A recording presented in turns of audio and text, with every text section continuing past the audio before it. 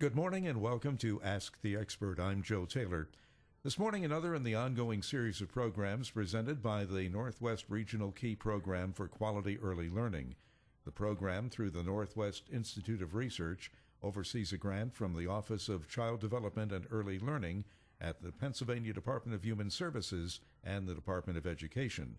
The goal of the program is to improve the outcomes for young children as they prepare for school.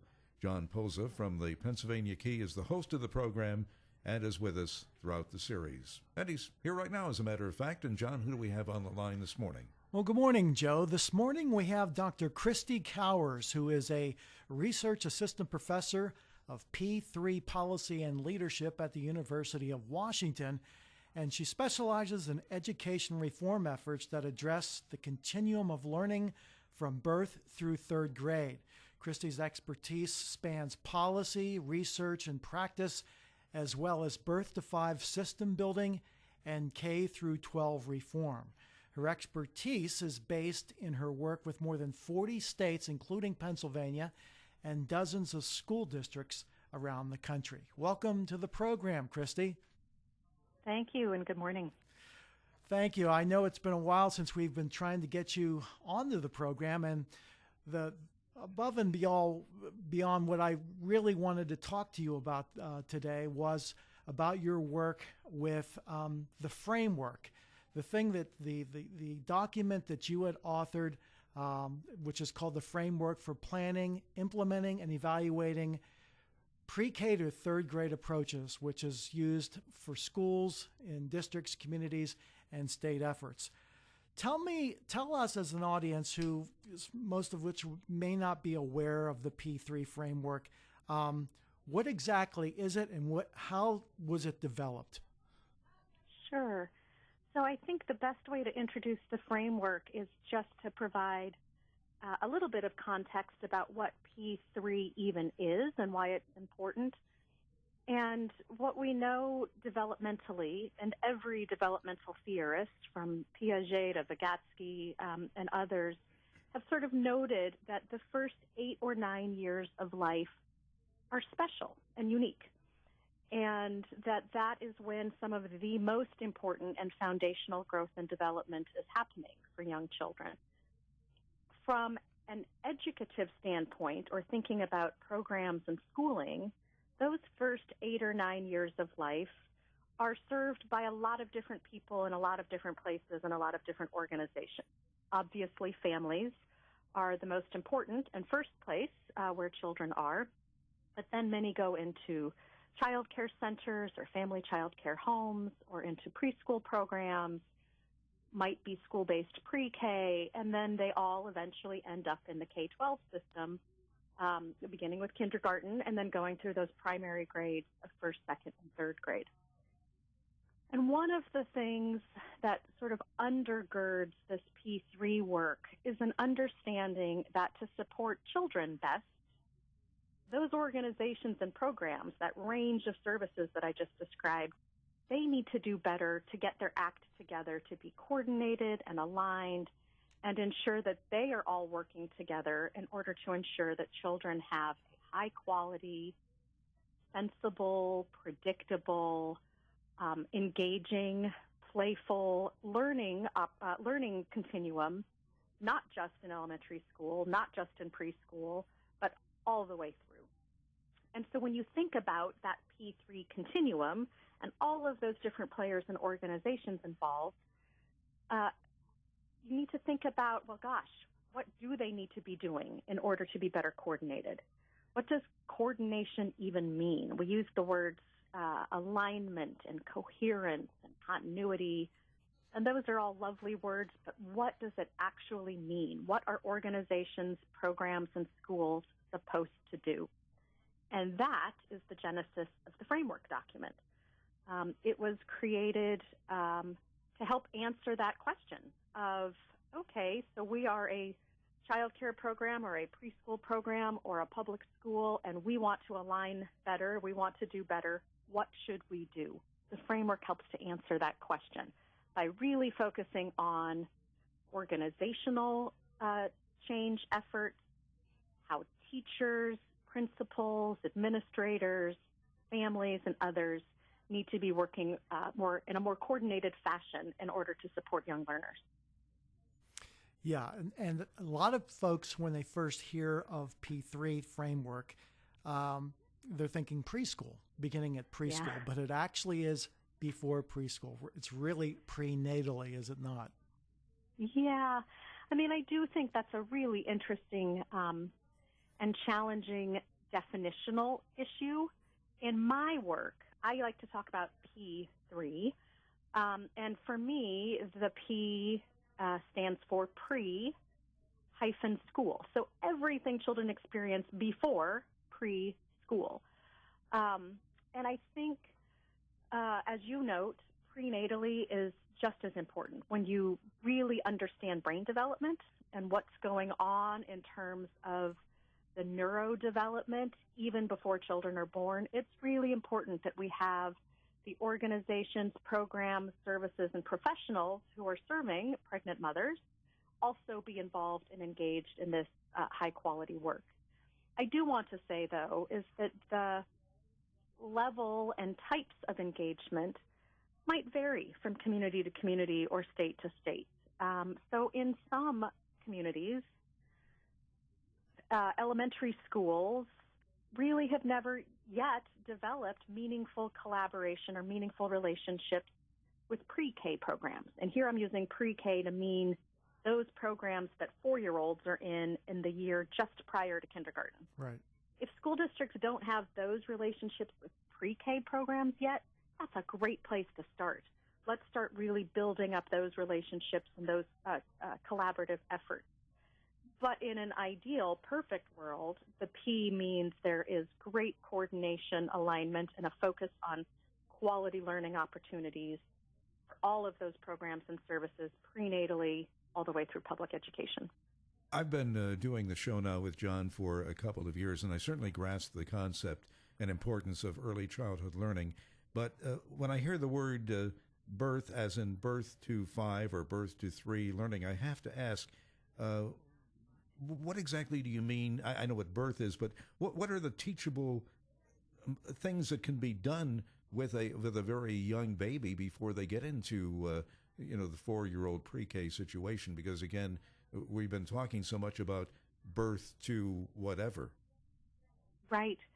It's a great question. I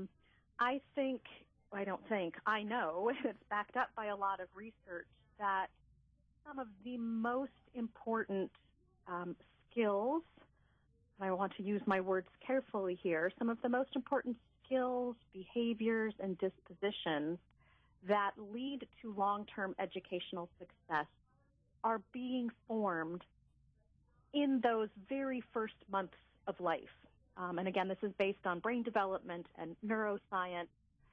But this is when children are really beginning to develop some of their oral language pathways. And these are literally neuro pathways. Their brain is beginning to be trained to understand language, and it's being the baby's brains are beginning to understand how to form language. They're paying attention to how adults are interacting with them and the sequencing of words and sentence structure. Beyond literacy, I think the social and emotional aspects are just as important in those infant years. Babies are getting a sense of what do different relationships look like? How do they feel attached to the adults who are caring for them? How can they understand their place in the world and know that they are going to be safe and nurtured and supported? And so if you understand what's happening in babies' brains, you then need to sort of ratchet it up one level and say, so if that's what's happening in babies' brains, what do we need to be supporting the adults who are caring for those children with? And here I say adults, it could be families, it could be mom and dad or auntie and grandma and uncle, it could be neighbors, it could be the family child care provider where infants are spending much of their time in many communities.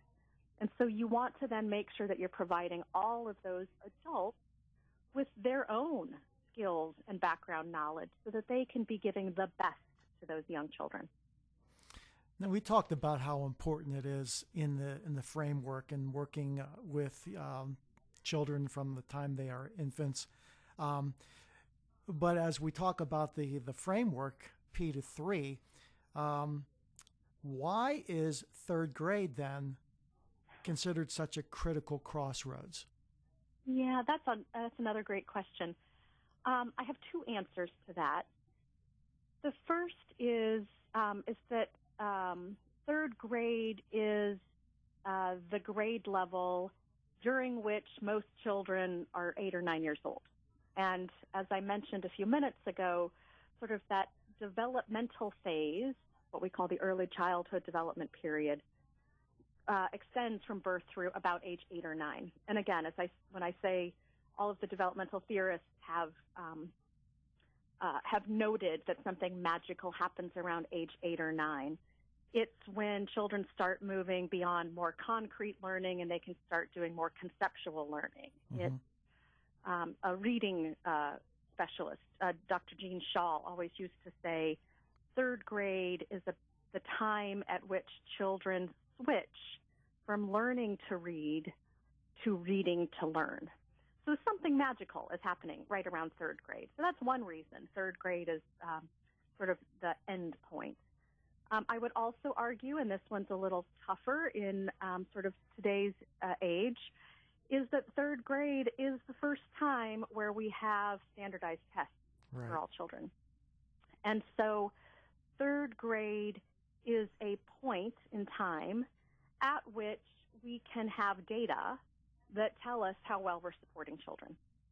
And the way I even describe that, it's not how well children are doing. I don't see those third grade tests as necessarily an understanding of how well children are doing, but also an evaluation of how well adults are supporting them. So that's why third grade is used as the endpoint, although I would argue that with elementary schools involved, there's no reason to stop at third grade. We want to make sure fourth grade is high quality and fifth grade is high quality. Absolutely. But third grade is, as I said, it makes a nice sort of catch phrase for that first phase of development and learning. Now, we haven't talked a lot about how the framework is applied in schools and communities, but in going into that, though, your partnership with Pennsylvania, specifically the Office of Child Development and Early Learning, how did that initially begin with the framework, and how has the state embraced the P3 framework? Yeah, I wish I actually had a clear enough memory of my relationship with Pennsylvania. It's been going on for quite some time.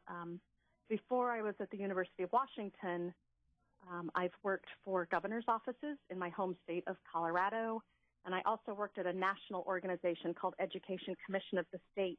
And I think some of the early seeds of the partnership between my work and Pennsylvania is rooted back a decade or more. But more specifically, probably 3 or 4 years ago, I crossed paths with leadership from Ochdel, and we got to talking about this P3 work. And Pennsylvania, I would argue, has long been sort of on the cutting edge of helping to push the country to think about how to better coordinate and align services, programs, and policies for young children.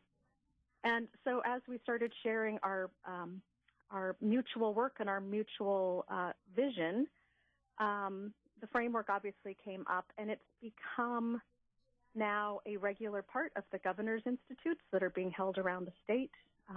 I think there are probably thousands of copies of the framework now floating around Pennsylvania, being used by planning teams and school leaders all across the state. I do a 1-hour conversation show on Thursday mornings, and recently I've done 3 back-to-school programs. We have 3 major school districts here in our area, and each of them talked about developing a continuum K through 12 rather than what I remember when I went to school as kind of a stop and start approach at each grade level. Yeah. What type of curriculum and teaching changes and modifications have to be made to develop this cohesive, flowing continuum approach to public education all the way from K through 12 without, again, that stopping, starting, stopping, starting? Yeah. I have, again, I think two answers to that, and I might begin to sound like a little bit of a broken record. I think one is that we need to ensure that teachers and school principals and other leaders really understand children's development. And they understand sort of the developmental continuum or trajectory of skill development. And why I say that's important is that, especially during these first 8 years of life, child development is really episodic. I think any parent who has multiple kids, and my sister actually has twins, and it's particularly profound when you have twins. Children develop at different paces. You can't say every 4-year-old will be able to tie their shoes.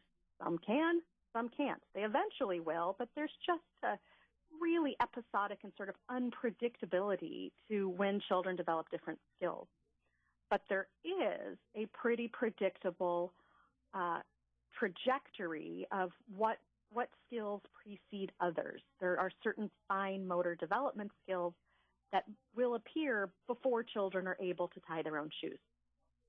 So having teachers across the grade levels or across the continuum understand these developmental benchmarks is really important, because a first grade teacher, for example, might have children who have certain skills that other third graders have, where some of her first graders might still have sort of pre-K level skills. But because that teacher is smart and knows the full developmental continuum, she's going to be able to differentiate instruction in order to support all of those learners inside of her first grade classroom.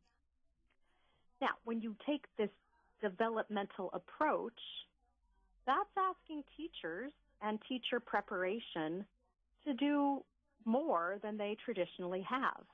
It's not just first grade teachers have a single sort of approach or a single curriculum that they must follow. They have to be really adaptable. And so I think that then requires how we prepare teachers, how we provide professional development to teachers, how we support teachers, and how we encourage teachers to work together across grade levels. And this is another really key feature of P3 work, is that we encourage teachers to work together across grade levels. We call it vertical teaming.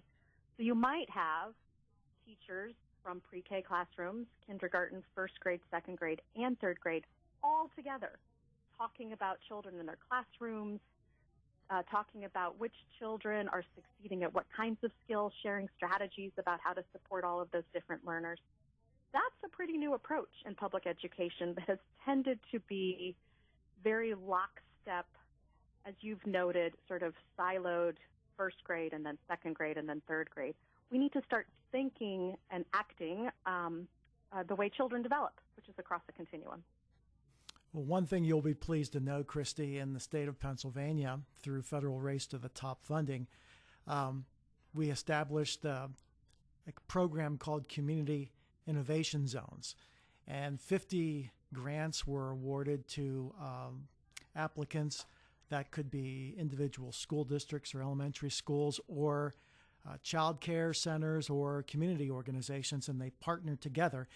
And you'll be pleased to know that one of the key points of their proposals for the projects that they are doing over 3 years is utilizing the P3 framework as part of their project. And so it's definitely been embraced in Pennsylvania, and we have some interesting things that are being done. And so if there are school districts that may not be as familiar, they're welcome to email myself through the program to find out where they're at and how they are utilizing it as part of their projects. Great.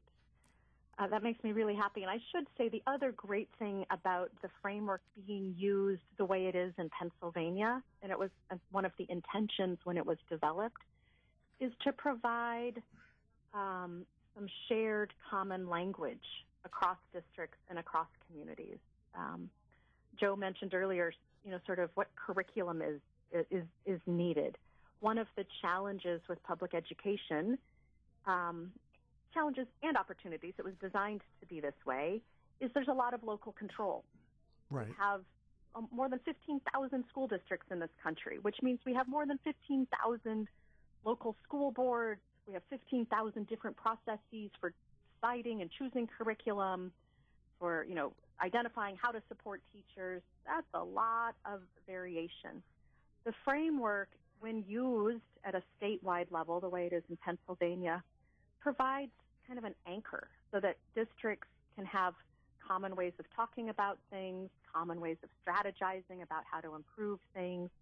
It's a tool for creating coherence even at that sort of organizational district or system level.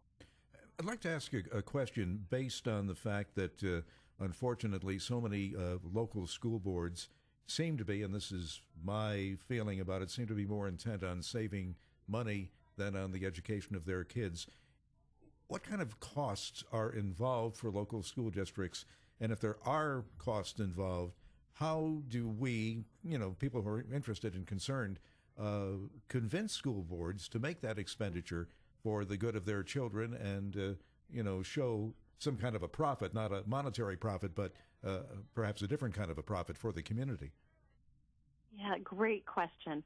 At the most immediate level, the framework is actually free. We don't charge for it. We disseminate it. Whoever wants it, we deliver it. So at the framework level, there is no cost. But I think the bigger issue that you're getting at is a really important one, and also ties back to this whole premise of supporting young children's development.